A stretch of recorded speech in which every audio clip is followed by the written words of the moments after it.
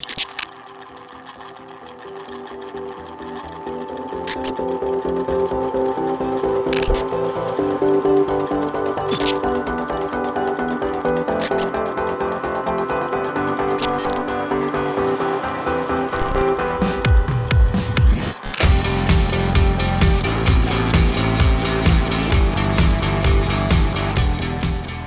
hombre de paz, preparado para la guerra, que suban la guardia, que iremos al juzgado. Yo soy policía desde pequeño. O sea, yo cuando era chiquitito yo ya llevaba la placa de sheriff por casa y quería detener a mi hermana, ¿no? La oposición requiere una dedicación plena y completa y un esfuerzo del opositor y a lo mejor de las familias. Y de verdad que fui un visionario, porque muchas formaciones que hacía 20 años que la gente se reía de nosotros, de los que hacíamos esas formaciones, hoy en día tienen utilidad. En aquel entonces yo ya llevaba un chaleco antibalas y nadie lo llevaba. Era casi el hazme reír de la jefatura. Cuando se requería el graduado escolar, no se tenía una gran intelectualidad por parte de la escala básica, entonces sí que requería que apareciera alguien en escena que tuviera una capacitación intelectual superior y que supiera gestionar a ese guardia que tenía una formación elemental y básica. Yo creo que tenía su razón de ser. Hoy en día te puedes encontrar un policía de base con 2 carreras. Sergio Luque, bienvenido. ¿Eres libre? Soy libre, absolutamente libre. Sí que es verdad que en todas mis exposiciones públicas digo el mismo mantra. Soy libre, lo que estoy representando, ¿no? Digamos, al Cuerpo Nacional de Policía con mi imagen, pero no es así. Vengo a título particular, a título individual. Cualquier tipo de exposición que yo pueda hacer es desde mi fuero interno de opinión. Todo lo que haga es manteniendo el debido decoro de la institución de la que soy integrante, pero eso sí, es dentro de mi libertad de opinión y de expresión que voy a hacer esta exposición. Me llama la atención porque en todas tus apariciones públicas empiezas diciendo esto. Sí. Y a mí no puedo dejar de pensar decir, ostras, a lo mejor se siente vigilado, se siente escrutado por cierta parte de la policía, de la sociedad o de algún mando. Lo cierto es que la institución como tal a mí no me ha limitado en nada. La policía evoluciona como la sociedad y no es para nada castrense, restrictiva. En ningún momento se me da una hoja de ruta de lo que yo tengo que decir. Se me permite mi libertad de expresión y de opinión. Nadie ha coactado en ningún momento mi libertad de expresión. Además, tú siempre lo haces con mucho respeto, porque siempre que hablas de la Policía Nacional dices que la institución se merece el decoro y el respeto que proyecta y... Es que yo le debo todo a la policía. La policía es parte de mi identidad personal. O sea, estoy orgulloso de lo que es la policía, lo que representa y lo que hace la policía. Yo en ningún momento podría tener una mala palabra hacia la policía. Puedo tener opiniones a título particular de algún integrante, pero del Cuerpo Nacional de Policía como institución y de esa inercia dinámica que tiene, para nada. Estoy orgullosamente convencido, ¿no? de lo que es, y es algo muy bonito que permite el bienestar social de todos los ciudadanos. Y este respecto, lo que dices es muy interesante, porque el Tribunal Europeo de Derechos Humanos ya proclamó que la libertad de expresión e información es uno de los fundamentos de cualquier sociedad democrática y una de las condiciones para su desarrollo individual, en este caso el tuyo.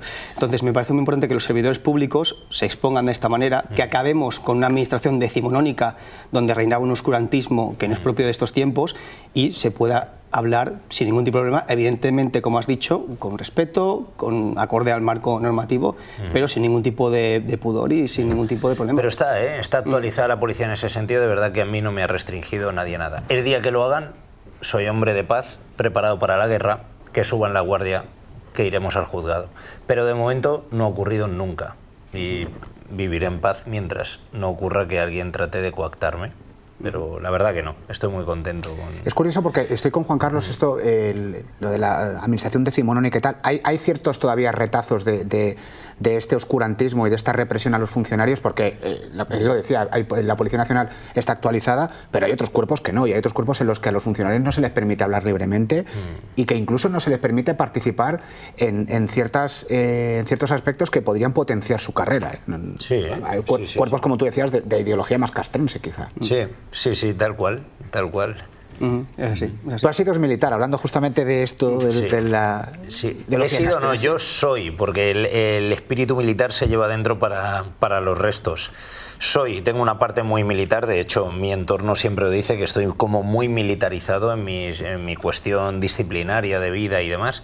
Y sí, estuve en el ejército hace ya la friolera de 23 años, pertenecía a la policía militar y nada, llevo ese pundonor interno del ejército de tierra. ¿Cómo afecta esa disciplina militar? ¿Cómo ha afectado el resto de tu vida? ¿Ha sido, tú crees, un punch para estar donde estás hoy? Sí, por supuestísimo. Para mí es un pilar socializador bestial. O sea, entender lo que es el concepto de la disciplina del ejército. Es que yo la sigo aplicando a día de hoy. O sea, cuando yo me levanto tengo unas normas básicas de higiene, unas normas básicas de orden en casa, procuro un cosmos, no un caos, y es inherente a mí todo aquello que aprendí en la policía militar, de ir más o menos bien vestido a los sitios que se requiere y nada, pues tener elegancia, un estado de policía personal que decían, un buen afeitado, un buen corte de pelo. Lo tengo instalado, eso me ha facilitado muchísimo. Entendí lo que era la disciplina, lo que es el poder de la rutina, la perseverancia, el hacer todos los días lo mismo, pase lo que pase. Eso lo entendí ya en el ejército. En el ejército diariamente se contaba, por ejemplo, el armamento, ¿no? Diariamente, pasara lo que pasara, se contaba. No, es que lo conté ayer, no, lo cuentas hoy otra vez, ¿no? Entonces, he sabido sustentar lo que es el principio de la disciplina normativa personal, que lo aprendí allí. ¿Y cómo fue ese pase de militar a policía? ¿Cómo fueron esos primeros años? ¿Cómo fue ese cambio? Pues es que prácticamente, o sea, el comportamiento, digamos, institucional es muy parecido. O sea, era un sistema jerárquico en el cual tú cumples las normas que te transmiten, te adaptas a una legislación vigente, a un sistema normativo. Y es que fue, o sea, como ponerme el traje que había ocupado... Como un pase natural, ¿no? Toda la vida. Sí, un pase absolutamente natural. Me pareció absolutamente natural. Es más, cuando llegué a la policía me quedé sorprendido con el nivel de confort que teníamos, por ejemplo, en la Academia de Ávila. Cuando vi moqueta en el suelo, ¿no? Por ejemplo. O cuando vi la calefacción, la uniformidad, o sea, que nos la dieron ahí el primer día, fue casi una sensación de mayor confort.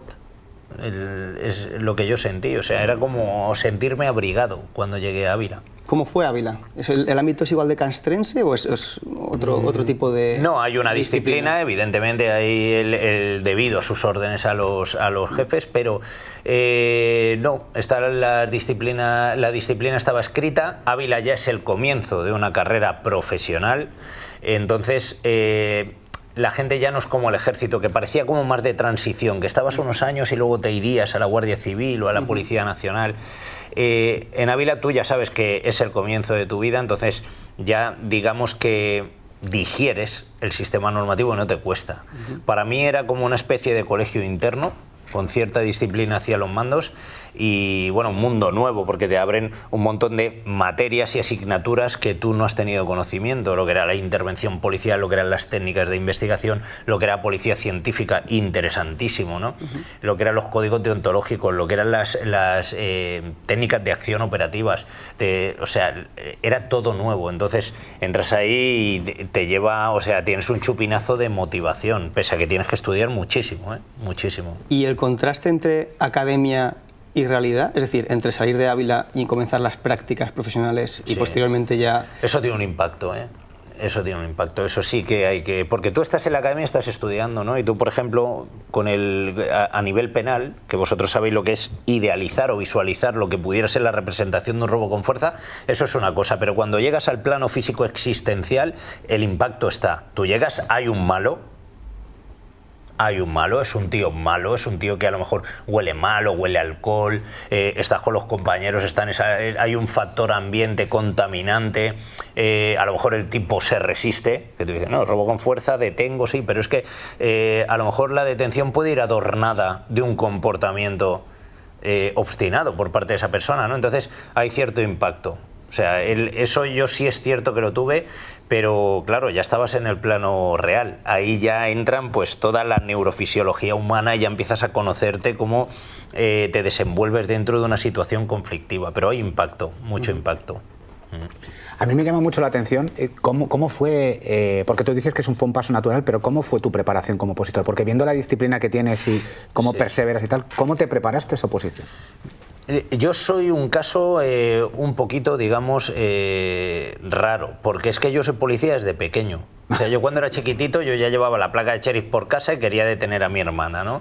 He acompasado mi vida con un montón de cinematografía de lo que era la policía, todo en mis cumpleaños. He tenido el deseo de llegar a ser policía. O sea, yo soy un policía que denomino de raza.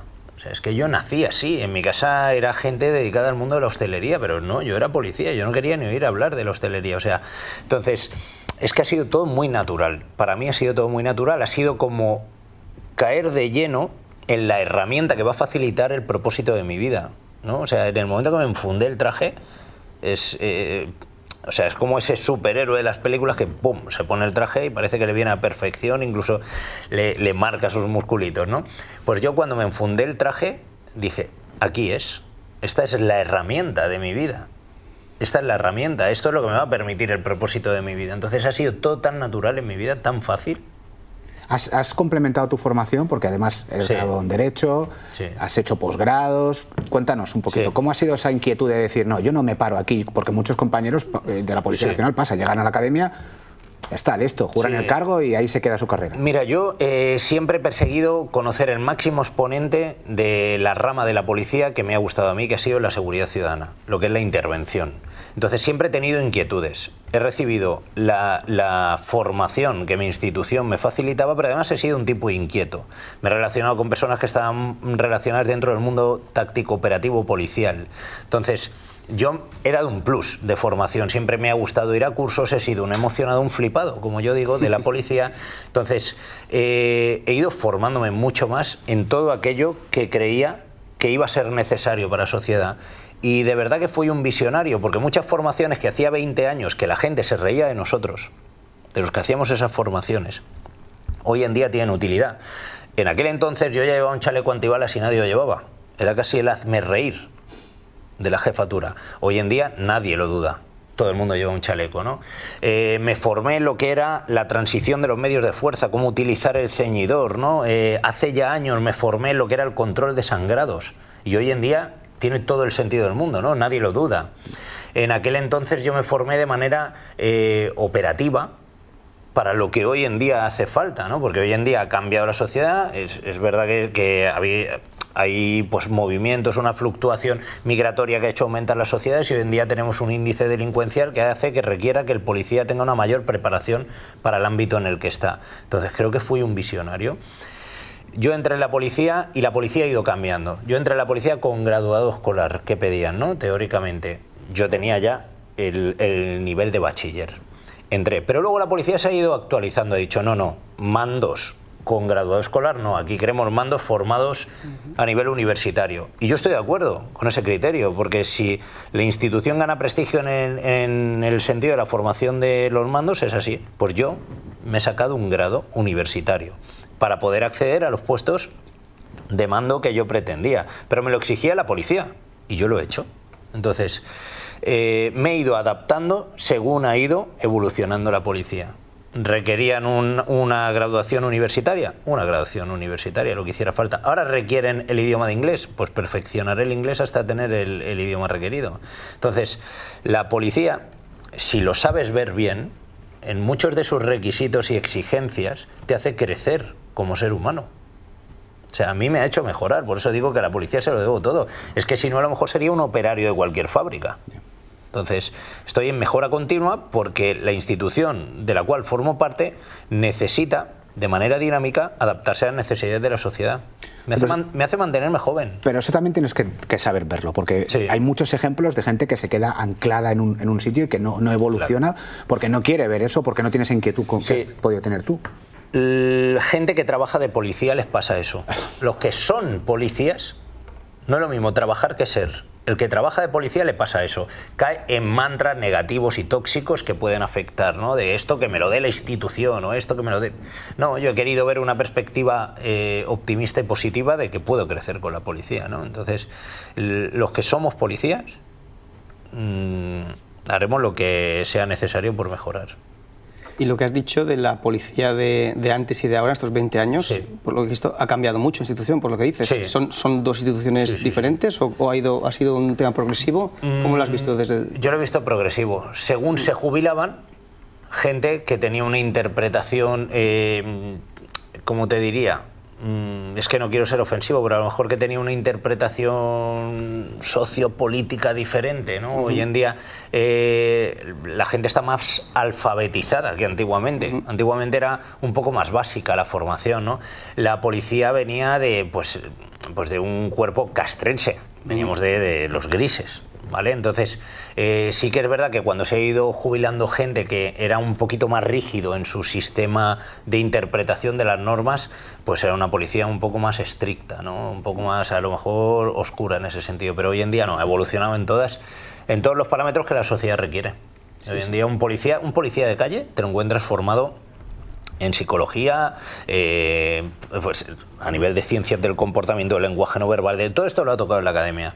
Tiene una formación a nivel investigativa, tiene una especialización a nivel operativa o habrá hecho algún curso de nivel operativo que tiene un conocimiento mínimo. Esto antiguamente no era tan así. No teníamos el mundo de la web-pol, de la internet interna que nos permitía formarnos de manera continua. Entonces, antiguamente los policías pues eran más básicos, más dados a la simplicidad normativa, y hoy en día pues es un poco más flexible. Sí, inclusive parece hoy en día que el mundo del grado universitario no está reservado únicamente para mandos, sino que propios policías de base están formados. Es que la policía ha creado una universidad.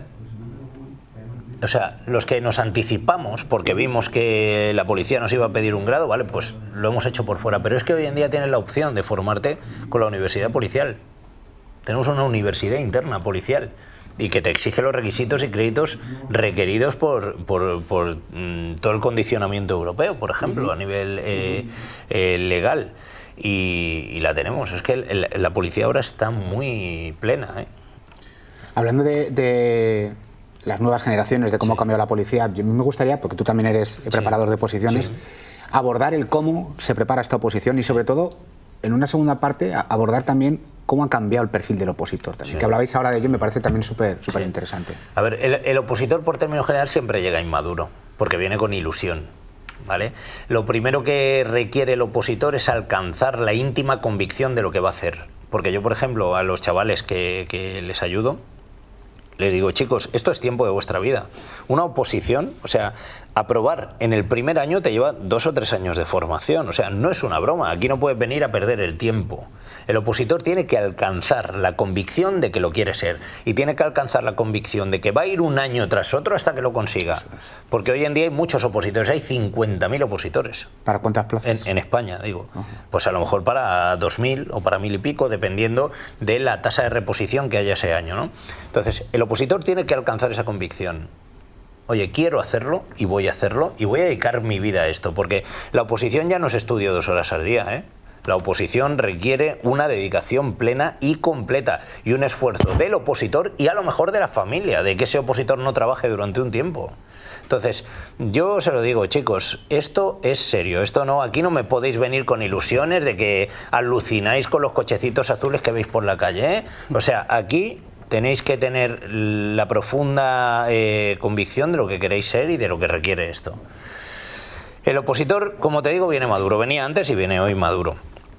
Es verdad que el opositor hoy en día tiene unas capacidades interactivas, por ejemplo, a nivel de redes sociales y a nivel bestiales, ¿vale? Pero luego se encuentra con la realidad. Claro, con la realidad. O sea, que tienes que estudiar e interiorizar las materias que estudias, porque el temario de oposición no es para listos ni para tontos, es para quien se lo aprende.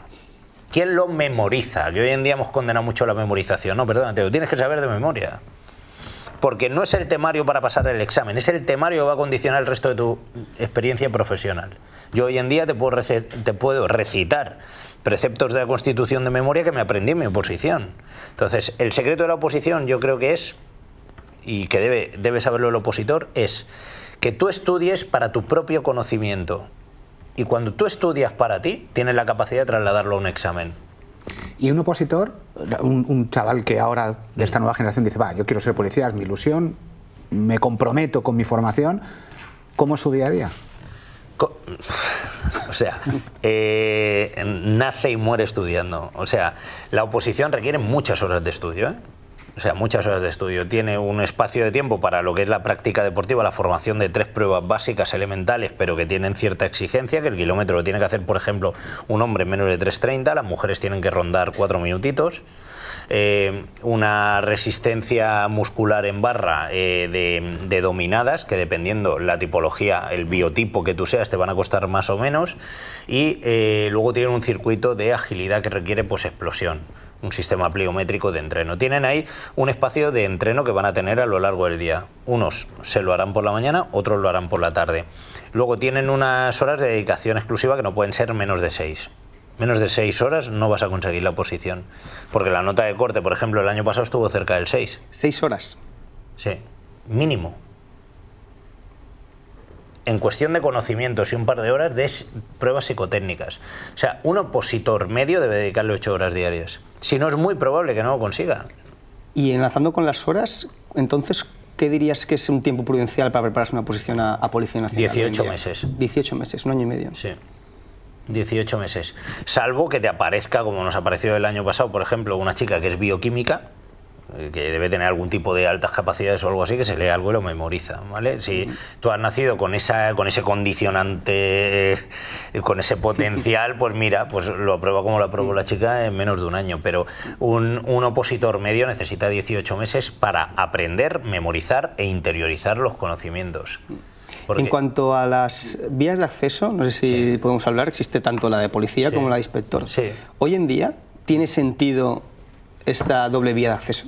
Yo hoy en día, para mí, son mi opinión personal, sin ánimo de ofender a ninguna de las escalas, para mí no tiene hoy en día. Eso tenía mucha utilidad cuando estaba el guardia a la porra, ¿no? Que yo le llamo, ¿no? Cuando se requería el graduado escolar, no se tenía una gran intelectualidad por parte de la escala básica, entonces sí que requería que apareciera alguien en escena que tuviera una capacitación intelectual superior, que tuviera un conocimiento de determinadas materias superiores y que supiera gestionar a ese guardia que tenía una formación elemental y básica.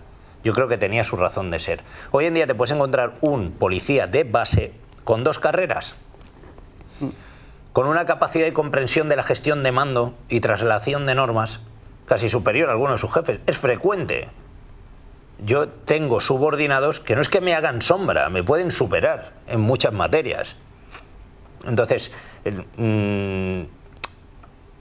ya no es un asunto de competencia, o sea, yo tengo subordinados que saben más que yo, ¿vale? Entonces, para mí, hoy en día no tiene razón de ser, para mí. No se necesita que aparezca en escena un chico de 25 años porque tiene la carrera de magisterio para gestionar equipos de trabajo de gente que a lo mejor lleva 20 y pico años en la calle, con una experiencia sociolaboral bestial, ¿no? Entonces, eso puede ser casi una disfunción, desde mi punto de vista, desde... Hemos hablado del perfil del opositor, ¿no? Nosotros que ya llevamos unos cuantos años en esta historia, ¿has visto un cambio generacional en el opositor? ¿Es cierto esto que dicen ahora de que estamos ante una generación de cristal que tienen mayores problemas emocionales, que todo les estresa más, han perdido resiliencia? ¿Esto es cierto? ¿Tú lo has percibido? Para mí sí, hay más sensibilidad mental. Son como más sensibles, ¿no? Y están repletos, ¿no?, de mantras por ejemplo, me dicen, es que tengo que estudiar 40 minutos y descansar 10 porque he visto un reel de Instagram, y digo, ¿qué reel ni qué reel? O sea, tú tienes, si yo ahora te dijera que te doy 100 millones de euros, si apruebas la oposición, tú te vas a parar 10 minutos a estudiar, vas a estudiar a muerte, chico. O sea, vienen con lo que ven en redes sociales, infectocontagiados por una multiplicidad de estímulos de tipo interactivo, que eso no existía antes. No, tú estudias 2 horas y no te paras. No, es que me canso. Pues resistencia a la fatiga. Le metes resistencia a la fatiga, pero tú estudias. Pues eso de tengo 10 minutitos. No, porque no son 10 minutitos. Te paras, bebes un vaso de agua, ves 2 reels y después de la serie estudiaré y ya has perdido el día. ¿No? Porque el opositor tiende mucho a la procrastinación, ¿no? A relegar para luego, ¿no? Entonces, no, aquí se trabajan las 6 horas. Puedes parar 2 horas, descanso, 2 horas, como, me duermo una siesta, 2 horitas por la tarde más. ¿no? Pero vienen con eso, ¿no? Con ese sistema de cositas que le han infectado y son sensibles. Por ejemplo, después de las series de carrera se requiere un descanso porque el VO2, le digo, no, aquí no hay VO2, aquí haces lo que yo te diga, y aquí es explosión, y aquí trabajamos la deuda de oxígeno, y aquí vas a trabajar a reventar. Ya, pero es que me duele luego también el isquiotibial. Bueno, mira, si ya tienes pretextos mentales, no entrenes conmigo. ¿Vale? O sea, yo, un sistema, por ejemplo, intenso, la formación es intensa, en deuda de oxígeno, porque preparamos 1000 metros, y no quiero sensibilidad en invenciones, que si la zapatilla, que si el calcetín. Pero si yo corría en el ejército con unas zapatillas que eran las Victoria del Jackie Chan. O sea, pero ¿qué me cuentas? Corres y haces las cosas, ¿no? Entonces, yo les aparto de esas sensualidades y de esas sensibilidades, porque el opositor hoy en día viene y a veces creen que soy papá, y no soy papá. Aquí vienes a entrenar duro y vas a reventar, y si tienes que vomitar, vomitas. Sí, que tampoco pasa nada. Entonces, sí que veo una pérdida a lo mejor de rudeza física. Sí que lo veo, sí que lo veo. Y a nivel emocional, porque estamos ante una generación que tiene, lo dice Marian Rojas, no lo digo yo, sí, tiene el córtex prefrontal dañado por el tema de las redes, la inmediatez. Sí. Entonces, decirle a un joven, no, es que vas a invertir 3 años de tu vida para un trabajo. O sea, que esta inmediatez que tú pretendes de lo quiero, lo tengo, no lo vas a hacer. ¿Esto cómo lo vives? Eso es culpa de la cinematografía, ¿no? Tú has visto esas películas que empieza y a los 10 minutos pone 10 años después y ya ha cambiado toda su vida, ¿no? Ellos creen que la vida es rápida, la vida es lenta, ¿eh? O sea, la vida es lenta. La vida pasa rápido, pero la vida es lenta. Entonces, tienes que explicarle eso, ¿no? O sea, cómo es el asunto de una dedicación cotidiana y dinámica. Yo les objetivizo respecto al día. ¿Qué vas a hacer hoy? No me digas dentro de 2 meses, no. La vida del opositor es hoy. El objetivo de hoy. Vive hoy. Y se lo interpreto de esa manera. O sea, viviendo el presente y con un objetivo presente. Yo les doy técnicas de estudio muchas veces, ¿no? De cómo estudiar, pero me he dado cuenta que tengo que incorporar algo adicional, que es técnicas de concentración. Están dispersos mentalmente. O sea, es que desde que se levantan por la mañana con el móvil, que el móvil es un ametrallamiento de estímulos brutales, para ellos y para nosotros. Parar un momento. Para todos. O sea, ¿qué hacemos con el móvil? Entonces, yo les hago ayuno digital, eso lo primero. Y si puede ser que se cierren las redes sociales, ¿eh? ¿Cómo es el ayuno digital? El ayuno digital es que el teléfono se toca hasta las 6 de la tarde o las 7. No se toca. O sea, eso lo tienen que entender porque se distraen. Tiene un potencial infeccioso el móvil espectacular, ¿eh? Entonces, le he implementado técnicas de concentración, de meditación guiada. Les tengo que hacer esas técnicas porque hoy lo que sí tiene la sociedad es una absoluta dispersión mental. Eduardo lo sabe, a la hora de preparar escritos más técnicos, con mayor estudio, el móvil no puede estar en la sala. No. Porque si no, es absolutamente imposible sí. encontrar ese estado de flow que se llama, ¿no? Y poder empezar a hacer un trabajo de alta costura, como decía nuestra querida magistrada, es absolutamente imposible. Entonces parece que lo que dices es que el opositor que se lleva el gato al agua es aquel que sabe gestionar el tema de las redes sociales. El que tiene focus, el que está en enfoque, el que pone toda la energía en un itinerario concreto. Ese va a llegar a puerto. Pone toda su energía. Vive por y para la oposición. Aparta cualquier cosa. Pero cualquier cosa, yo les digo, ¿tienes novia? Sí, hasta el final de la oposición tienes novia. O sea, no puede haber un desbalance emocional, ¿no? Ahora lo dejo con la novia, ahora vuelvo. No tienes novia, mantente hasta el final de la oposición sin novia. O sea, en cuestiones emocionales incluso me meto, porque se desbalancean, ¿no? Pues el móvil es igual.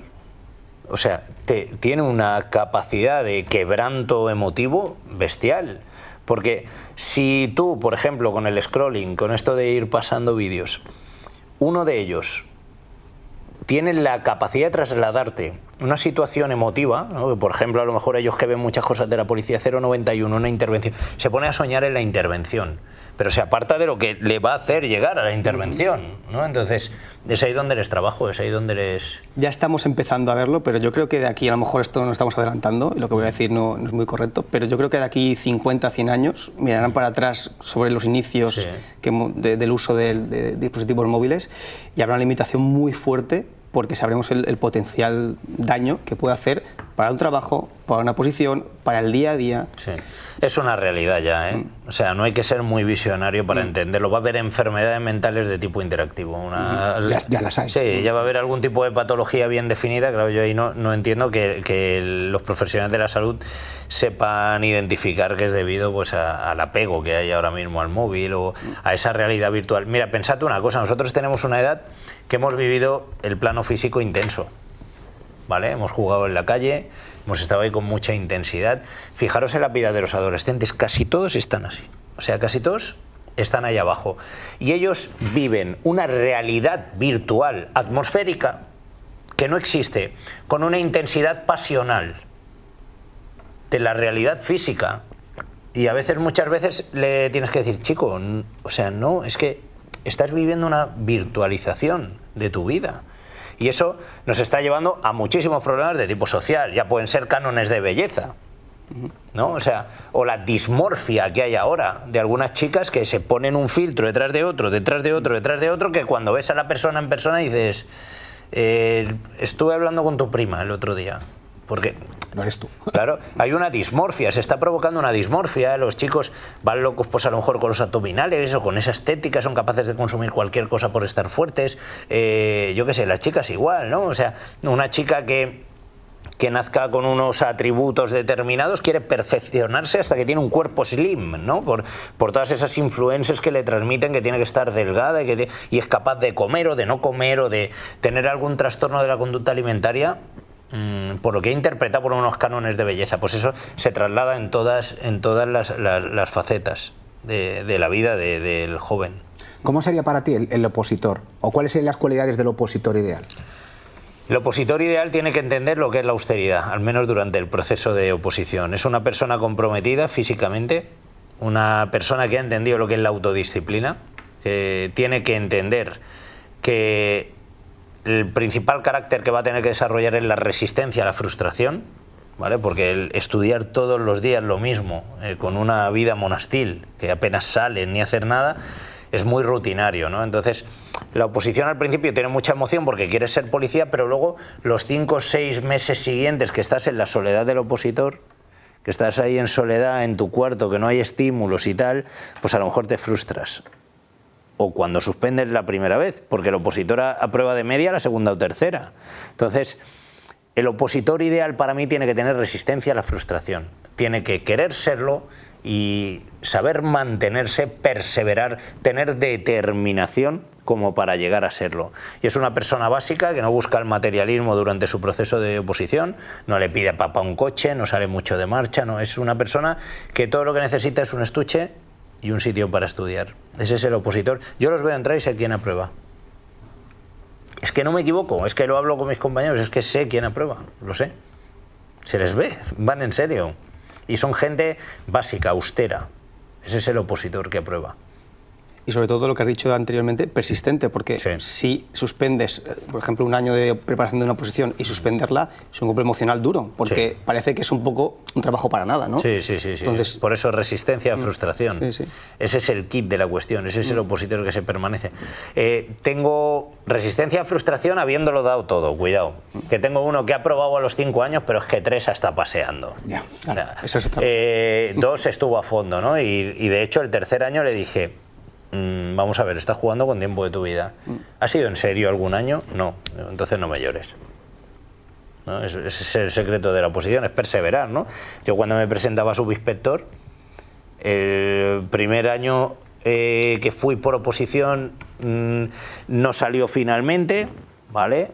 El siguiente, el aprobado sin plaza, no salió tampoco. Oye, y hay que seguir, y seguir, y el tercero sale, ¿vale? Por ejemplo, y yo estaba mal acostumbrado, todo lo había hecho a la primera, pero cuando llego a subinspector luego a la tercera.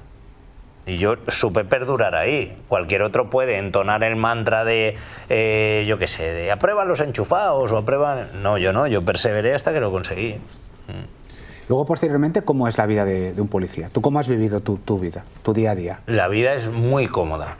O sea, vida particular te refieres. Sí, vida ¿no? particular y luego sí. cómo ¿Cómo haces esa conjugación de tu vida con el policía de raza? Sí, o sea, la vida particular es bastante cómoda porque o sea, a nivel normativo se nos respetan absolutamente todos los derechos, no tienes que hacer un exceso horario impositivo ni nada por el estilo.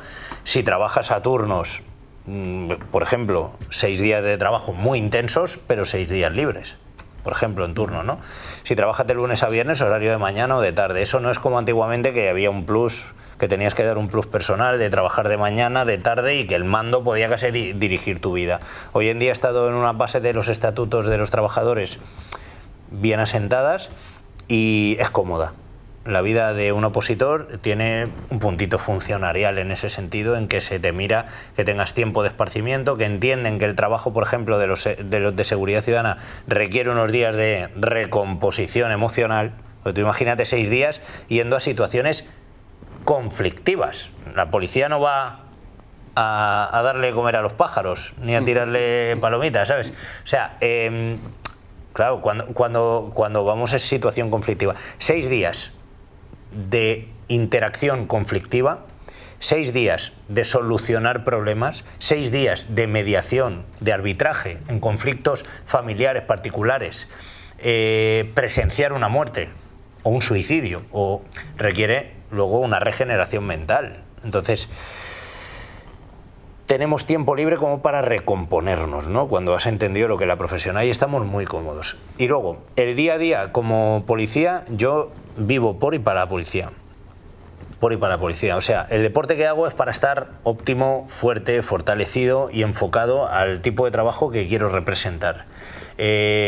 Mis inquietudes casi siempre están relacionadas con la policía, el leer algún tipo de actualización del Código Penal o la lectura de libros de neurofisiología, de intervención, ¿no? Todo es policial, ¿no? Como decía un día una amiga, es que siempre haces cosas de policías, ¿no? Entonces, claro, mi día es eso, ¿no? Todo estoy enfocado en la policía, mi exposición pública está enfocada en la policía. Es que es una identidad personal muy fuerte que tengo ahí. Entonces, mi día a día es eso, prepararme por y para el momento en el cual tengo que estar. A mí me llama mucho la atención, has dicho, estos 6 días de exposición a las intervenciones, sí, a mediación, a conflicto. ¿Cómo te planteas o cómo cuando tienes, porque tú has estado en unidades reactivas, unidades de investigación, sí, cuando estás en esa unidad reactiva que te llama a la sala y te dice, oye, tienes que personarte en tal sitio porque hay, o te dices, sí, un robo con fuerza, un atraco, Mira, ¿cómo te preparas? Eso tiene muchos condicionantes y muchos estímulos. Yo soy policía operativo, he estado 22 años en la calle.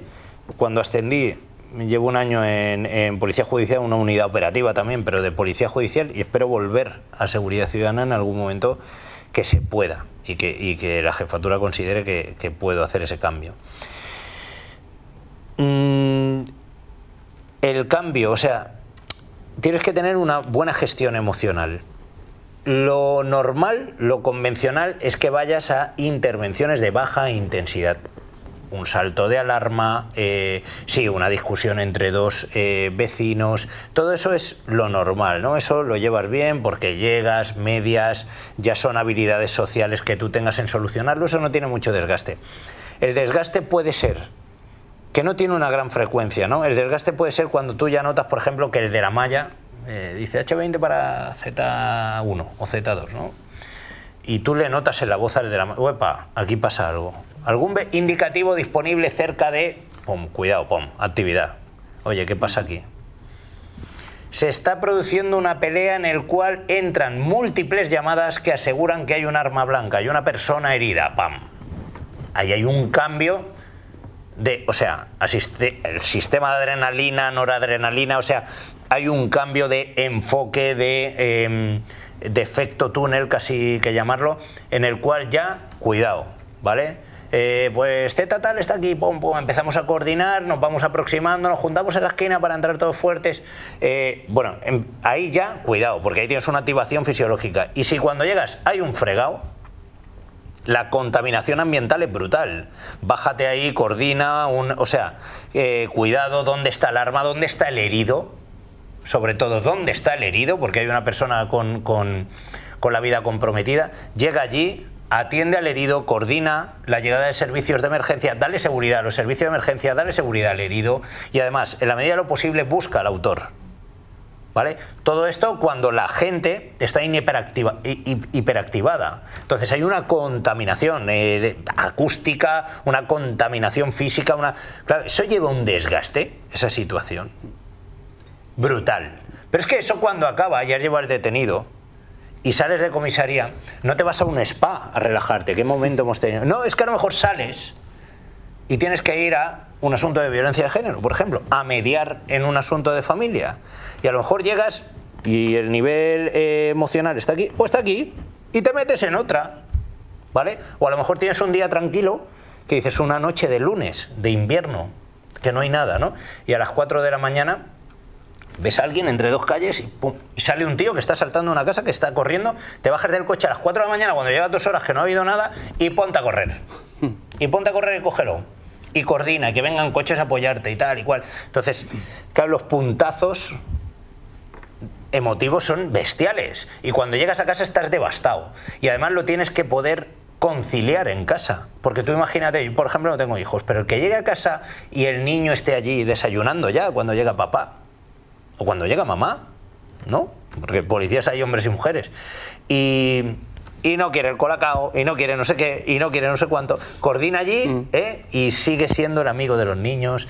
Y claro, necesita una gestión personal, como yo digo, requiere mucha entereza. Es un trabajo que requiere mucha entereza y que requiere mucha conciencia situacional. ¿Dónde estás y qué eres?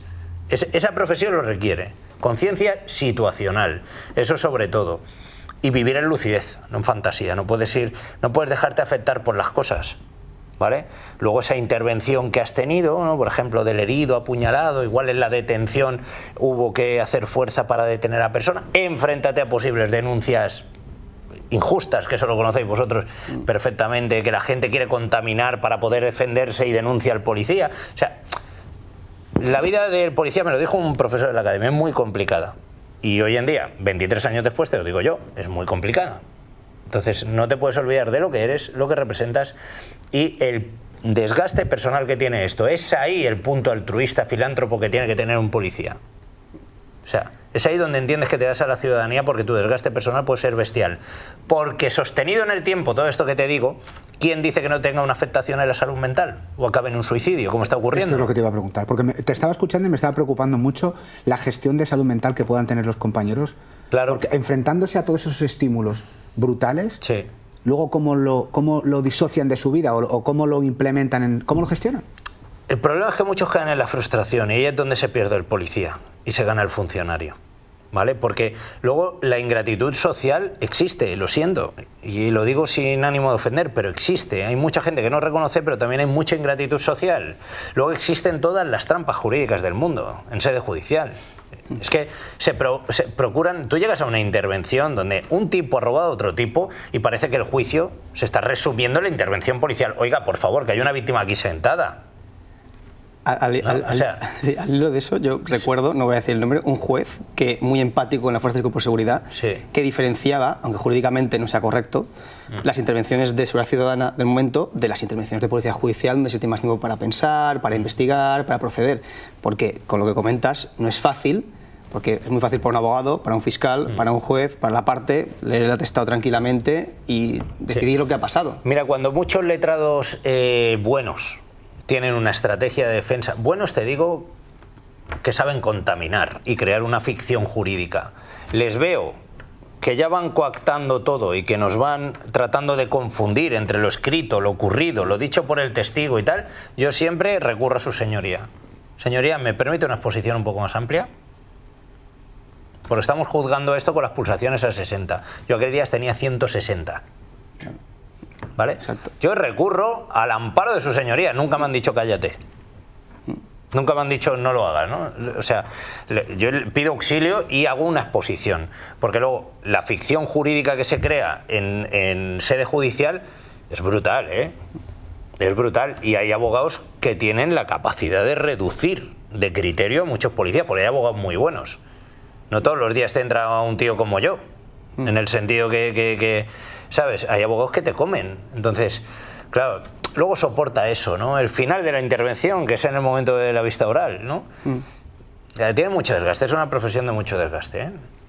Antes de entrar en el tema de cómo te preparas una exposición, porque me parece muy interesante y a mí me ha pasado en juicios que ves al policía que ni siquiera se ha mirado el atestado. Entonces, antes de eso, y escuchándote el tipo de intervención, la pregunta yo creo que es obvia. O sea, el mal, este endémico, real, intrínseco en la persona, este que no mira el daño que pueda causar otro, ¿esto existe realmente? Sí existe, sí existe. Yo creo que todos tenemos una cuota de mal interno, ¿vale? Como animales que somos para la supervivencia, ¿no? O sea, que podrías llegar a hacer cosas que tú ahora mismo crees que no, podrías llegar a hacerlo. Pero sí que es verdad que hay gente que se socializa, que entra en un proceso de socialización muy deteriorado, por una familia desestructurada, por un hábitat desestructurado, por una falta de recursos. Que esa gente cae en un punto de frustración existencial que a lo mejor entiende que resuelve, es como la obra maestra de Joker, ¿no? Que al final dice, no, oye, mira, me voy a recrear en el mal, porque el mal al final para mí es una forma de supervivencia y un punto de estabilidad en la vida, pues soy malo. Y además implanto el miedo en todo mi aura personal, ¿no? Entonces, el mal existe, porque lo tenemos de manera innata, se refuerza por condicionantes sociales y se culmina con la decisión de la persona de alcanzar la plenitud en la maldad. Sí que existe el mal. Hay gente mala. Y esta gestión del buenismo que está cogiendo, o derivas de nuestro derecho penal, que bueno, evidentemente esta entelequia de la resocialización y la reinserción del delincuente. Sí. Mira, eso es una afectación virtualizada que tenemos y atmosférica de la realidad. Mira, nosotros cuando nos movemos en el ámbito normativo estamos en una dimensión, una estratosfera de consideración, ¿no? Cuando nos movemos en el ámbito jurídico estamos en el garantismo, ¿no? De una serie de derechos y todo esto, ¿no? Por ejemplo, hablemos del uso de la fuerza, ¿no? El uso de la fuerza, pues, bueno, legítima defensa, ¿no? Falta de provocación, ¿vale? Necesidad racional del medio empleado, bueno, pues todos esos requisitos, ¿vale? Toda esta consideración atmosférica la tenemos clara, sí. Si yo te meto un puñetazo en los dientes, un puñetazo, que aprovechas hasta el aire que lleva el puñetazo, va a haber una respuesta de ti hacia mí animal, que va a ser la defensa, ¿no? Por ejemplo, vas a intentar sobrevivir, ¿vale? Cuando tú ya estés secuestrado emocionalmente para defenderte, háblame de derecho penal. Todo se cura con el plano real. Todo se cura con el plano real. El garantismo, la atmósfera, todo esto que tenemos, que hemos creado, esa ficción jurídica, esta amalgama sociopolítica que se ha trasladado, es una afectación poco real, porque cuando te encuentras, como digo y me reitero, en el plano físico de las cosas, pues manda la supervivencia, manda otras cositas, ¿vale? Todo el mundo tiene un plan hasta que le parten la cara. Exactamente, exactamente. Por ponerte un ejemplo con el uso de la fuerza, ¿no? O yo qué sé, cualquier precepto jurídico que podamos analizar ahora tiene un plano ideario imaginario, filosófico interpretativo y luego una realidad. Y todo el mundo es muy buenista hasta que le toca vivirlo. Mira, vamos a hacer un trato. Yo tengo una finca y te digo, te doy la mitad de mi finca. Lo pactamos, nos damos la mano. ¿Vale? Dice, qué guay, tengo media finca que me ha regalado Sergio. No, esto no hace mucho, sí. Esto era así. Sí, es que antes un pacto con la mano era cuestión de sangre. Correcto. Cuestión de sangre. Vale, este es el plano real, mi palabra, te he dado mi palabra y tal. Pero hay una atmósfera a mí que me reviste de una serie de garantismo. ¿Está escrito? No está escrito. ¿Está recogido en algún documento que cumpla los requisitos del derecho positivo de este país? No. Por lo que te digo, oye, que yo no te he dado nada. Y tú ya te has construido una casa en esa media finca. No, pero esa casa es mía, ¿no? Pero el pacto, la relación contractual verbal, todo eso, está recogido en nuestro derecho, está recogido. Demuéstralo. Fíjate las miserias que nos han salido hoy en día, ¿no? O sea, las miserias humanas que nos han salido. O sea, si yo me puedo defender con todo lo atmosférico que está hecho para defender, pero yo me puedo aprovechar con una ganancia capciosa, con mala intención, eso es lo que va a quedar finalmente. Y eso es lo que está ocurriendo hoy en día. Que una cosa es la atmósfera, una cosa es la ideación, una cosa es la ficción jurídica, una cosa es el garantismo y otra el plano real existencial. ¿Cuántas veces has escuchado cuando vas a una intervención lo de esto no lo puedes hacer? estos buenismos que envuelven a toda la sociedad. El policía está tratando a la persona. Hoy hay la gente trata de contaminar. Hoy las redes sociales pues han creado legiones de idiotas y tienes muchos policías de TikTok, ¿vale? O incluso yo he visto, lo veo, veo abogados que tratando pues no sé cuál será su pretensión de ser reconocidos o algo, asesoran, ¿no?, a la gente. Por ejemplo, con el tema del DNI, ¿no? Lo puedes enseñar, pero no te lo pueden tocar, ¿no?, el policía de... Y cuando no es así, según la 4/2015, el artículo 9, tú debes exhibir y además permitir la comprobación de las medidas de seguridad del... Pues claro, uno que haya visto el vídeo de que se mira pero no se toca... Y esto hubo una detención muy famosa, si tú lo recuerdas, de un abogado detenido por negarse a identificarse, por no dejar el DNI, porque estaba en esa creencia errónea en que no puedes dejar al policía comprobar las medidas de seguridad. Vamos a explicar eso porque a la gente le interesa. ¿Cómo es esta regulación? O sea, yo voy por la calle, tú me paras y me dices, oiga, caballero, identifíquese. Yo te digo, identifícate tú. Sí, me debo identificar, no hay ningún problema. Con mi carnet profesional, incluso detrás del carnet pone mi nombre y apellidos, no hay ningún problema en ese sentido. Me identificaré con un número de carnet profesional, que es lo que nos dan. Lo primero, que yo no te voy a parar porque sí. Eso no ocurre nunca. La gente cree que nosotros salimos a la calle y podemos hacer lo que nos da la gana. No, tú sales con un plan de trabajo, con una orden de trabajo. Cuando tú vas a identificar a una persona es porque a lo mejor estás analizando algo en concreto en una zona de la ciudad, o porque cumples con unos requisitos básicos de un perfil que nosotros buscamos porque ha cometido un hecho delictivo, no sabemos quién es y estamos identificando. O sea, lo hacemos en base al artículo 16 de la 4/2015 en el ejercicio de indagación y prevención de la delincuencia. Entonces, identifíquese porque sí, no se va a dar comúnmente. Sí que es verdad que tú a lo mejor no sabrás qué es y yo debería explicarte, oiga, mire, estamos realizando aquí unos controles identificativos en base a un plan de trabajo, me permitiría su documentación, ¿no? Eso es verdad que a lo mejor alguna vez ha podido faltar. Vale. Cuando tú te identificas, a mí me legitima como hoja de ruta la ley 4/2015. Tú tienes la obligación de entregarme el documento nacional de identidad. Y yo además debo comprobar que es un documento verídico, que es real, que no es de fantasía, que no es... me lo tienes que dar, ¿vale? Y debo comprobar además pues una serie de medidas de seguridad que tú no conoces, ¿vale? Que son... por ejemplo, ¿no?, tintas ópticamente variables, una serie de relieves que tiene una serie de filigranas que tiene el DNI, una serie de características que nosotros conocemos dentro del DNI, que no voy a decir más, ¿no? Pero vamos, que debemos hacerlo y eso la persona tiene la obligación. Hay personas que dicen, no me quiero identificar, vale, pues ahí entra la habilidad social de explicarle a la persona por qué le estoy identificando, entra la habilidad social de obtener la documentación, de explicarle que de persistir en su actitud puedo sancionarle en base a la 4/2015, artículo 36.6, y que además es una falta grave y que debe entregarme el documento. Si aún así persiste y muestra una obstinada actitud de rebeldía, debo informarle de que además va a poder ser detenida. Y si aún así persiste, debo detenerle. ¿Qué? ¿Me vas a pegar? No, la policía no pega, pero sí te puedo contener y reducir. Y a este respecto... Y venirte por no querer documentarte, puedes llegar a acabar detenido si sigues un recorrido de desobediencia continua.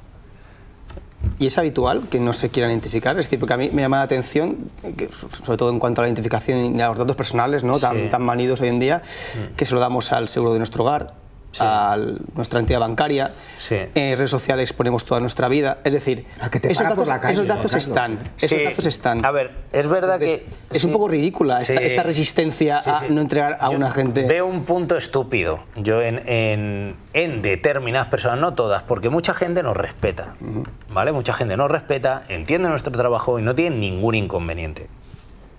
Hay gente que expone toda su vida en redes sociales, pero luego no quiere darte el DNI, ¿vale? Bueno... No pasa nada. Es habitual en determinadas personas que normalmente tienen una socialización temprana, no son ciudadanos... ¿Tú vas a tener algún problema? Ninguno.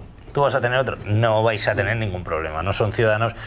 Hay determinadas personas que se erigen en cierta resistencia y contradicción con la policía, ¿no? Y ahí sí pueden tener momentos de no identificarse, pero cuando ya ven que el policía no duda, que no titubea y que o lo va a sancionar o va a proceder a la detención, normalmente la gente finalmente, tras cierta batalla dialéctica, te entrega el documento y lo entiende todo. ¿Es habitual? Es cada vez más habitual. Cada vez más habitual. Pues curioso, ¿no? La gente joven especialmente.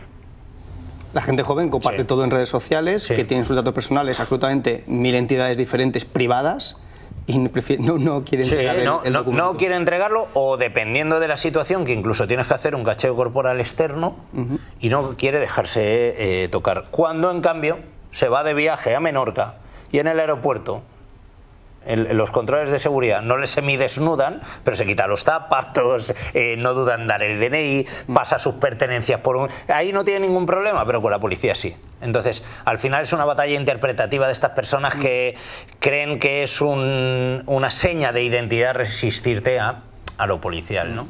Entonces, es la gente joven principalmente que es habitual.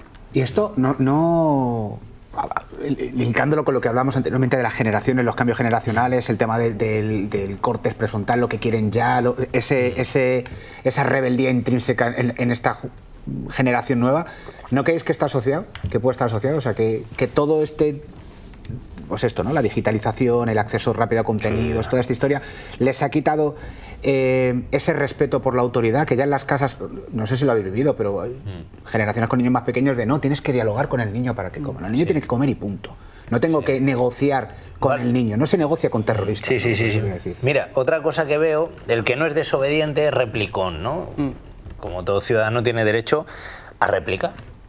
Incluso a pedir explicaciones del motivo por el cual está usted identificando, inclusive si luego veo que esa actuación es contra el derecho, proceder a denunciarle, no hay ningún problema. Eso sin ningún problema. No. Te puedes encontrar gente que es replicona en ese sentido.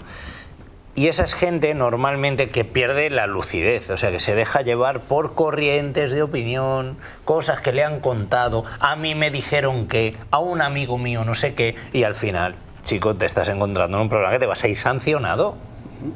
¿Lo detenido? O sea, que te lo está explicando un policía seriamente, que no estoy bromeando. Que esto ya no, que no nos estamos mandando mensajes por Instagram, que es que si no me das el DNI te vienes detenido. Porque en caso de no detención, ¿existe la sanción por la negativa de 36.6, desobediencia. Sí que es verdad que, a ver, tiene que haber cierta interacción. Yo no te puedo decir de darme el DNI y me dicen no y te pongo... O sea, te propongo para sanción, porque nosotros proponemos para sanción y será delegación de gobierno quien vea oportuno la sanción. Tiene que haber un lapso temporal, ¿no? De yo ver que tiene una persistencia en su negativa, ¿vale? Y dices, ¿pero cómo le sancionas si no te ha dado el DNI? Claro. Ese es el tema. O sea, yo le sancionaré cuando él haya tenido una reticencia continuada durante cierto espacio de tiempo, que también es... un poco dentro del poder discrecional del policía, y él finalmente me dé el DNI, le pongo la sanción. Si no me da el DNI, finalmente le voy a trasladar a dependencias policiales, a las más próximas que haya, a identificarle, a ponerle el dedo para la identificación. Que eso está incluso amparado en el sentido de... O sea, que es una identificación formal, lo del dactilograma, me parece que se llama, no quiero cometer un error, que es una identificación formal y es legislado también por la 4/2015 que podemos trasladarle a dependencias. O sea, normalmente la gente cuando ve que llega el coche, cuando ve que vamos a identificar, lo tiene claro. Te da el DNI y se queda con una sanción y no se viene a comisaría. Si el que se viene a comisaría pone la huella, al final se irá con un recibito y ya está, dejaremos otra vez ese sitio. Se está perdiendo, volviendo al tema se está perdiendo el principio de autoridad. Estas nuevas generaciones, o incluso ya no las nuevas generaciones, la ciudadanía, ¿crees que se está perdiendo? Porque hay muchísimas que dicen que no, pero han aumentado las agresiones a policías. Sí, bueno, no te voy a decir nada cuando nos representas en el... Sí, hay una cuota de incremento, sí que la hay. Yo la noto así, la percibo, es opinión personal, la percibo que sí, sí. ¿Y por qué crees que es a nivel social? Porque en vez de pensar que el policía que viene a ayudarte a solventar, a mediar, se le ve como el enemigo. Es una mala interpretación de la libertad y una falta de conceptos de la seguridad. Esto lo he dicho en alguna ocasión, pero me voy a reiterar, ¿no? Artículo 1 me parece que es de la Constitución, que España se constituye en un Estado social y democrático de derecho que propugna como valores superiores del ordenamiento jurídico la libertad, la justicia, la igualdad y el pluralismo político, ¿verdad? Lo tenemos claro, sí. ¿En qué momento te dicen que no es un valor supremo del ordenamiento jurídico la seguridad? La gente no entiende lo que es la seguridad, entonces se pierden en la libertad, una libertad absoluta, ¿no? Y la libertad absoluta creo que es ilimitada. No, no es ilimitada. O sea, hay una serie de ejercicios de control social para provocar el bienestar de todo el mundo. Y tú debes jugar a este juego social. Entonces, si viene un policía y te pide la documentación, tienes que darla porque está dentro de ese juego normativo social y está dentro de un concepto de seguridad necesario para ti y para el resto. Entonces, es un abuso y extralimitación en el concepto de la libertad y una falta de conocimiento en la seguridad. Yo, por ejemplo, lo digo, las raíces de la sociedad son los colegios. ¿Quién habla en los colegios de un comportamiento ciudadano? No, no hablamos de eso. No se habla, ¿eh? No se habla. O sea, casi nadie en el colegio le han formado explicándole cuál es su derecho o su obligación, que nos hemos perdido, que hay obligaciones ante las autoridades policiales. En toda la fase educacional de un niño puede que nunca. Es más, me atrevo a confirmar que una gran mayoría de los niños nunca les han conceptuado el tratamiento policial. De ellos hacia la policía, de la policía hacia ellos.